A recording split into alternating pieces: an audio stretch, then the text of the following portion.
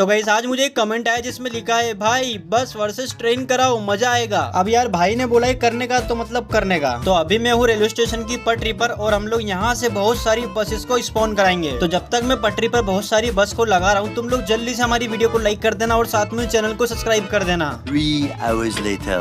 Okay guys तो आप लोग देख सकते हो यार मैंने पटरी पर बहुत सारी बसेस को मंगा लिया है। अब हम लोग अपने मोबाइल से ट्रेन को स्टार्ट करेंगे और देखेंगे कि क्या ये सारी की सारी बस मिल करके ट्रेन को रुका सकती है या फिर नहीं रुका सकती।